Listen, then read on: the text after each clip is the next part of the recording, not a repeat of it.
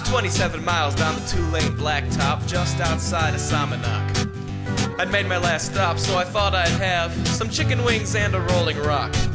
I pulled into a spot at the Dewdrop Inn, a cafe by the side of the road.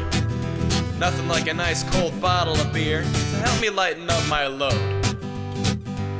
So I'm a-sitting there checking out the cash in hand, making sure I got the scratch to eat, when from the parking lot comes this 18-wheeler, kinda drifting out into the street. It wasn't going fast and it wasn't going slow, hell it didn't look like it was in gear. I saw the driver looking kinda terrified, back and forth between the rearview mirrors. Now chasing down this 18-wheeler was about a dozen of them icky things. They was dangling from the mud flaps, dangling from the running boards, and dangling from the shock absorber springs. Now the icky things was taking up the lion's share of the truck driver's concentration. He was driving his load right across the road, and he was heading for the SO station. I guess I should have mentioned in that other verse that this truck was hauling gasoline. And a truck full of flammable crashing into gas pumps was more than just a little irony. But there was fire in the front of them, and fire in the back of them, and fire shooting up into the sky. It's like when you see that there's a train wreck coming, you can't look away and don't know why. Now the truck never stopped until it crashed into the diner that was sitting by the SO station. The people in the diner running all around the place, with the fire being ample motivation.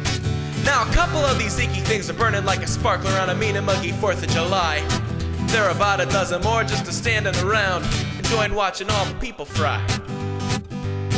Now the icky things are looking like it's family night at a country buffet smorgasbord. And I'm a-thinking maybe, baby, it's time to open up some whoop-ass on this horde. I kinda lost my hankering for Rolling Rock and a couple dozen red hot chicken wings. So I fired up the pickup truck and drove it towards the flames and the screaming and the crowd of icky things. I crashed into a bunch of them and I heard a nasty squish, and I watched a couple bouncing down the street. I ran into a couple more and watched them all explode in a grisly shower of heads and arms and feet. Now the ones that bounced and the ones that fell apart had one big thing in common, I must say. No matter how much I smeared them and ran over them again, they all got up and simply walked away. Now the ones that died or didn't really seem to move were the ones that had caught fire and turned to dust. And the ones that had their brains blown out and scattered in the street were as quiet as a moldy piece of crust. But there were disembodied arms around and disembodied legs that wiggled, jiggled, and did a strange ballet. I figured that there wasn't much more I could really do, so I turned the truck around and drove away.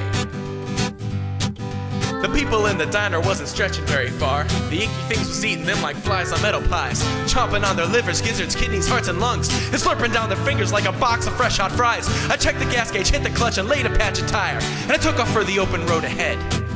I was running low on fuel when I saw the gas pumps here, and I'm in a show about the living dead. Now whatever name you call them, lady, all's that I can say is they're hungry and there's one sure guarantee. They ain't out looking for a fast food drive-thru unless it's selling chunks of you and me. Our best bet is that we try to hunker down and think of ways to win this game. Between the two of us, we can put our heads together and avoid becoming an insurance claim.